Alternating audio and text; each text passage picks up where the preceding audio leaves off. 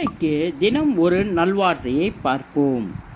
மின்சாரத்தை குறைவாக உபயோகித்து கரண்ட் பில் குறைச்சலாக வர வேண்டும் என்பதற்காக அதிசீக்கிரமாய் வீட்டு விளக்குகளை அணைத்துவிட்டு இருளில் முடங்கிவிடும் மனிதர்களும், அரிசியை மிச்சப்படுத்துவதற்காக நினைத்து முறையாக சாப்பிடாமல் பட்டினி கிடப்பவர்களும் ஒரே மாதிரியான மனநோயாளிகள்தான்.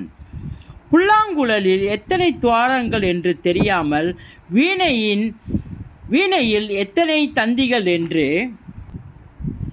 தெரியாமல் அவற்றின் இசையை மட்டும் ரசித்து மகிழ்வது மாதிரி, மற்றவர்களின் தகுதி வயது தெரியாமலே அனைவரிடமும் உள்ள உயர்வான சிறப்பு அம்சங்களை நாம் மனம் திறந்து பாராட்ட வேண்டும். மிக குறுகிய மனம் கொண்டவர்கள் எவ்வளவு விசாலமான மாளிகையில் வாழ்ந்தாலும் அது அவர்களின் சிறைக்கூடமே.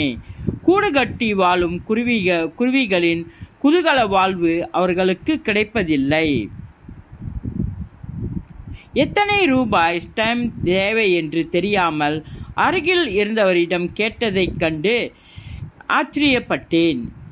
ஆனால் இதையெல்லாம் எழுத தெரிந்த எனக்கு, நான் எழுதும்போது பேனாவை கண்டுபிடித்தவர் யார் என்பது தெரியாததற்கு தான் வெட்கப்பட வேண்டும். மனிதர்களால் 10,000 விதமான வாசனைகளை உணர முடியுமாம். சக மனிதர்களின் மன துயரங்களுக்கு மட்டும் வாசனை இருந்திருந்தால் அவர்களுக்கு உதவிவிடும் வேகம் இயல்பாகவே நமக்கு அமைந்திருக்கும். நன்றி ஃப்ரெண்ட்ஸ்.